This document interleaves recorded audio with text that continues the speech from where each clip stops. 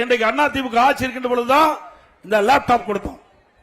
பள்ளியிலே படிக்கின்ற மாணவர்களுக்கு அறிவுபூர்வமான கல்வி கிடைக்க வேண்டும் என்ற அடிப்படையில் இந்தியாவிலேயே யாரும் கொண்டு வராத அற்புதமான திட்டத்தை இதை புரட்சி தலைவி அம்மா இருக்கின்ற பொழுது அரசு பள்ளியிலே படிக்கின்ற மாணவர்கள் அறிவுபூர்வமான கல்வி விஞ்ஞான கல்வி கிடைக்க என்பதற்காக மடிக்கணினி லேப்டாப் கொடுத்தோம். ஆனா திமுக அரசு நிறுத்தப்பட்டது.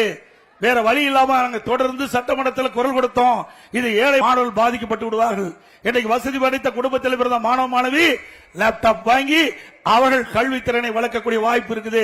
ஆனால் திறமையான மாணவர்கள் இருந்தாலும் அவர்கள் ஏழை மாணவர்களாக இருக்கின்ற காரணத்தினாலே 12,000 ரூபாய் அந்த செலவழித்து லேப்டாப் வாங்க முடியாத நிலையில இருக்கின்றார்கள். அப்படிப்பட்ட மாணவர்களுக்கு மாண்புமிகு புரட்சி தலைவி அம்மா சிந்தனையில ஒதுக்கப்பட்ட அற்புதமான திட்டம் விஞ்ஞான கல்வியை கொடுப்பதற்காக அறிவுபூர்வமான கல்வி கொடுப்பதற்காக லேப்டாப் திட்டத்தை கொண்டு வந்து தமிழ்நாடு முழுவதும் 10 ஆண்டுல 52,30,000 பேர்களுக்கு லேப்டாப் கொடுத்தோம். இதற்காக 7,350 கோடி அதிமுக அரசு நிதி ஒதுக்கீடு செஞ்சது. 4 வருஷம் கிடப்புல போட்டாங்க. இன்றைக்கு இளைஞருடைய வாக்கு வங்கிகளை பெறுவதற்கு மக்களுடைய செல்வாக்கு இழந்த காரணத்தால் தொடர்ந்து நாங்கள் சட்டமன்றத்தில் வலியுறுத்தி வந்தோம். நானும் பிரதான எதிர்க்கட்சி தலைவர் என்ற முறையில் இந்த ஆட்சியாளருடைய கவனத்துக்கு கொண்டு வந்தோம், முதலமைச்சருடைய கவனத்துக்கு கொண்டு வந்தோம்.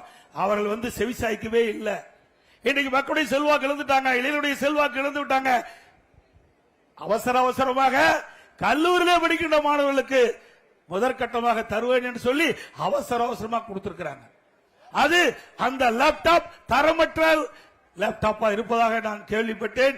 அதிமுக ஆட்சிகள் விசாரணை கமிஷன் அமைக்கப்பட்டு இதில் ஊழல் நடைபெற்றிருந்தால் சட்ட ரீதியாக நடவடிக்கை எடுக்கப்படும். மாணவர்களுக்கு கொடுக்கப்படுகின்ற லேப்டாப் தரமாக இருக்க வேண்டும்.